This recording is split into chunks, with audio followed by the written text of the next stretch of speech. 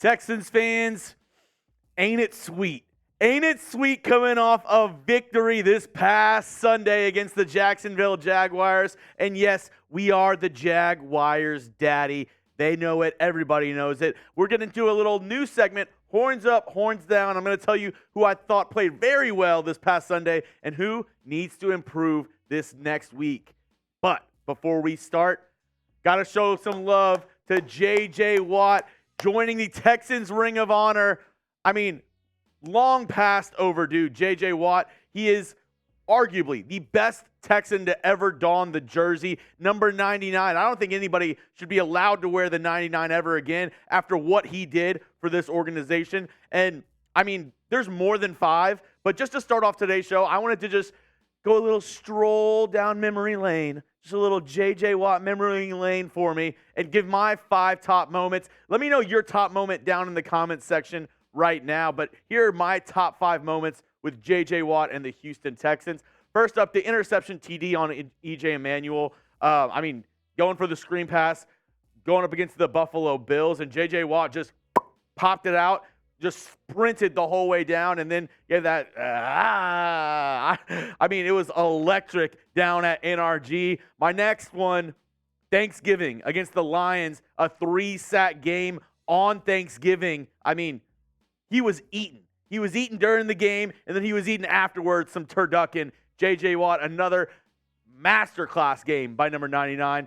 The next one, 2014 versus the Jags, 3 sacks, and that solidified his second 20-sack season in 3 years. Let me say that again. His second 20-plus sack season in 3 years with the Houston Texans. I mean, numbers that we haven't seen since Lawrence Taylor. So J.J. Watt obviously cemented himself as one of the best defensive players to ever play in the NFL after that. Another great memory. This one not on the field, but he raised $40 million after Hurricane Harvey for the city of Houston. What a humanitarian. What a guy on and off the field. That's why I'm saying he is the best Texan to ever play. Hands down, in my opinion, J.J. Watt, he's number 1 on my list. And my top moment has to be Texans. Very first playoff game in franchise history up against the Cincinnati Bengals. He gets an interception touchdown. And the place, I thought the roof was about to crumble off of NRG Stadium with how loud it got after that J.J. Watt touchdown. It was one of the best moments in franchise history.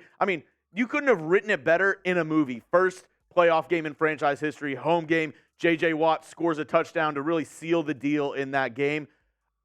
Like I said, give me your top J.J. Watt moment in the comments section. I bet there's plenty more that you can think of. And if you respect 99, if you love 99, if you think 99 is a legend, go show him some love right now. I want to see everybody like today's video in honor of J.J. Watt. I absolutely adore him as a Houston Texan. And I think, like I said, one of the best Texans to ever play, if not the best Texan to ever play. Go down and like the video if you agree. Now, getting to our segment for today, a little horns up, horns down. I wanted to kind of just recap this past weekend against the Jacksonville Jaguars and tell you who I think is trending up and who I think is trending down. First, we got to start with the good. Scratch that. Sorry. We got to start with the great with C.J. Stroud. He absolutely torched the Jaguar. He absolutely torched the Jags this past weekend. They thought they were going to get the best of the rookie, but he was like, not today. These are his stats against the Jags. 20 of 30, 280 yards, 2 touchdowns, has yet to throw an interception and a QB rating of 108. Yeah, knock on wood if you're with me. No interceptions yet this season and a QB rating of 118.8. Outplayed Trevor Lawrence, who everybody thinks is going to be the next, top 5 quarterback in the league. C.J. Stroud, he looked better than Trevor Lawrence this past Sunday. And look at these stats throughout the year. 4 touchdowns, 0 interceptions, a QB rating of 98. 64.5% completion percentage. C.J. Stroud, have yourself a year. And hey, actually, let's go to the photo. I want to show them the photo first of C.J. Stroud because this was him running off the field after that game. Throw him up, C.J. Throw him up. Look at this man right here. throwing up the H's. This dude is legit. He is the Texans franchise quarterback moving forward. I'm all aboard the CJ7 hype train, and I know that y'all are with me. So if you're with me, if you are on the CJ Stroud hype train, if you think he is the man for the job, if he's our future, if he is the guy for the Houston Texans, spam those H's in the comment section. Are you a believer? Are you entertained? Because this guy, he's putting on a show every single weekend. And if you're not watching, you're missing out. Throw out those H's down in the comments. Next up, his running man. Some people call him Nathaniel. Some people call him Tank. I'll just call him because Tank Dell has been him throughout the first 3 weeks. He has been absolutely electric the whole offseason. What are the Texans going to do at wide receiver? Their wide receiver core, they don't have one. They draft the young man out of the University of Houston, and he is quickly becoming one of the most electric wide receivers in the National Football League. These are his stats against the Jags this past weekend.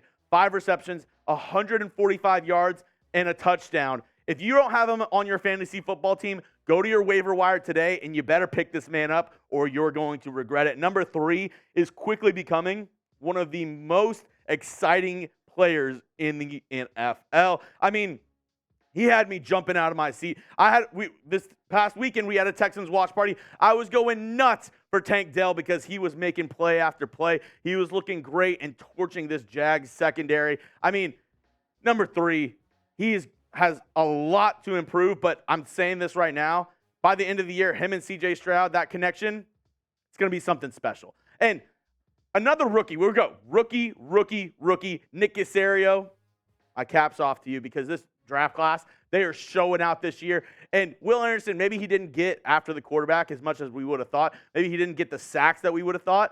But he is making an impact on the field, and his effort and his motor, which DeMeco Ryans said this preseason and during training camp, this guy's motor is off the charts.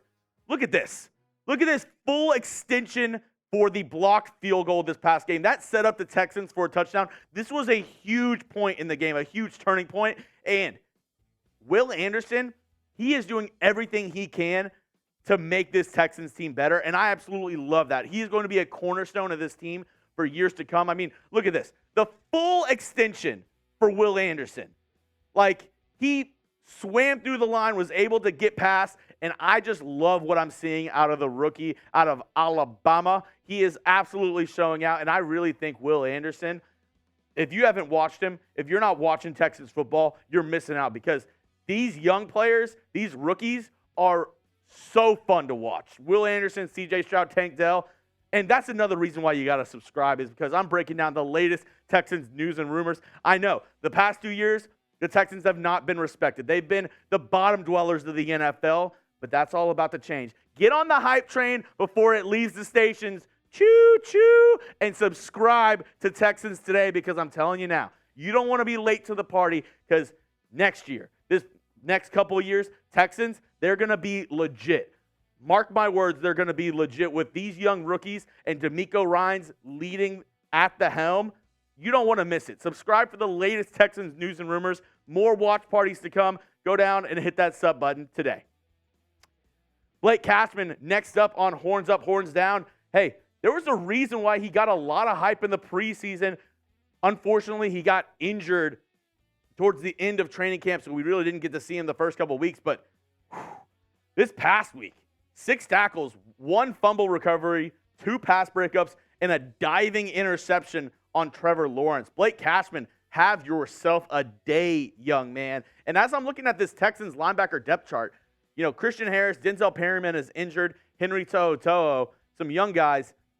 I'm starting to think Blake Cashman needs more reps. Blake Cashman needs to get in. He was locked down, and I said it in my keys to victory last week for the Texans up against the Jags, that the linebackers needed to cover better.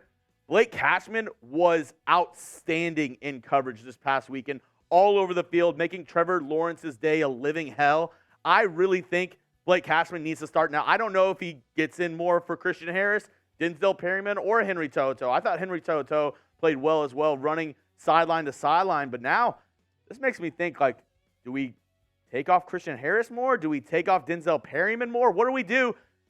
What do you think? should Blake Cashman start for the Texans? Type Y for yes, type N for no. Let me know what you're thinking down in the comment section. I think he needs to start. I think he needs more run because Blake Cashman is proving that he can be one of the better coverage linebackers in the NFL and definitely the best coverage linebacker on this team, in my opinion.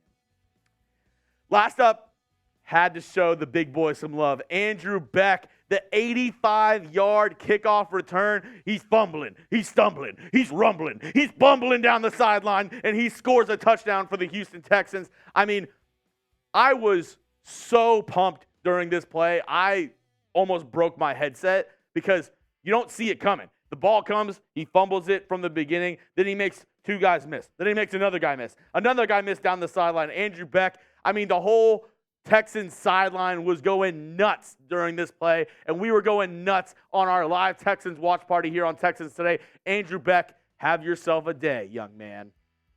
Now, before we get into the horns down, I have to show some love to our sportsbook sponsor, BetUS. And if you're not with them yet, that's a mistake because they're giving you the best deal on the internet, a 125% deposit bonus. That means if you put in $100, they're going to give you $125 for free to bet with. Let me say that again, $125 for free to bet with. If you put in $100, they're giving you $125 when you go to chatsports.com/bet, promo code chat125. And if you would have listened to me earlier, you might have been rich. You might have been the next Elon Musk because CJ Stroud was plus 1,200. I told you time and time again, lay some cheddar on CJ Stroud, NFL Offensive Rookie of the Year. The odds aren't getting any better, so you better jump in while the getting's good. Go to BetUS and bet on CJ Stroud, NFL Offensive Rookie of the Year, because I'm telling you this, in a couple weeks, he's going to be the favorite. Those odds are going to get worse and worse for you. Go lay down some cheddar now while you can still get the cash out. And do it with BetUS. Chatsports.com/bet, promo code chat125. Now to the horns down. And I'm not saying these guys necessarily played really bad or they had awful games, but I just want to see more from these guys. I think that they can improve. Number one, Dalton Schultz. I'll put my hand up right now. I'll say I was wrong. I thought he was going to be the leading receiver for the Texans this year. That is not the case. Dalton Schultz only had one reception for 9 yards this past game. And the one thing I've noticed is I really wish Dalton Schultz was a little bit of a better run blocker because we try to run those stretch runs with Dameon Pierce. And Dameon Pierce, I'm not going to put him on horns down because let me tell you this. From this past weekend, every run that I saw Dameon Pierce do this past weekend, he finished the run hard. He was getting hit at the line of scrimmage almost every time and trucking guys for 2, 3, 4 yards. So it's not a Dameon Pierce problem. We need some better run blocking up front, even though I thought the O-line, they played pretty well in pass protection, but the run blocking wasn't there. And I think Dalton Schultz, even though he's not making an impact in the receiving game, I think we need some more blocking from our tight ends. We need some more help from the tight end position in run blocking. Dalton Schultz, one of my horns down. Another one, Kurt Hinish, had a costly penalty at one point in this game. And then I also think, the Texans, when they came out in the second half and at certain points in the game, they were kind of letting too much up the middle. They were letting too much of the run game for the Jags go. Kurt Hinish, he played so well in the preseason, and I had really high hopes for this guy, but I thought this wasn't his best game this past week. I'm not out on Kurt Hinish. I still think he's a decent rotational defensive tackle. I definitely think he's behind Sheldon Rankins, Malik Collins. They're definitely the 1 and 2 at that position, but Kurt Hinish needs to improve a little bit, especially because we got to rotate those big boys in. They can't play the same kind of snaps that linebackers, edge rushers, all those other guys can play. You need to rotate those big guys in so they can get a breather, and we need Kurt Hinish to step up. My last horns down, it's to the Texans haters. Read between the lines. Read between the lines, Texans haters, because all y'all thought the Texans made the biggest mistake by giving up their first-round pick this past year because they were going to get the number 1 overall pick. Not so fast, sweetheart. DeMeco Ryans has these boys playing with heart. He has these boys believing in themselves. He has all of Houston believing in this team once again because they play with heart and they play with a purpose, something we haven't seen the past 2 seasons out of the Houston Texans. And I really think the new culture, the new mentality of this team, it is totally shifted. I believe in DeMeco Ryans and this team. I don't think they're going to be, playoff contenders. I don't think they're going to go to the Super Bowl this year, but I think that they're going to shock a lot of people. I have one of my coworkers here, Matthew Peterson. He laughed in my face when I said Texans could get 6+ wins this year. He laughed in my face and said, show me the wins. Look this past Sunday, Matthew Peterson. Look this past Sunday and tell me you don't believe in the Texans to win 6 games again. I'm telling you, read between the lines, Petey. Read between the lines. Go follow me on Twitter at Jeremy Chuggs for the latest Texans news and rumors updates. X, I guess, whatever. X me. Follow me on X at Jeremy Chuggs. And don't forget, subscribe to Texans Today. We passed 5K, so we got to do a watch party. I want to do more watch parties. The only way I can do that is if we get those sub numbers up. The next big number we're trying to get to is 6K subscribers. So go down and hit that sub button today for more Texans news and rumors.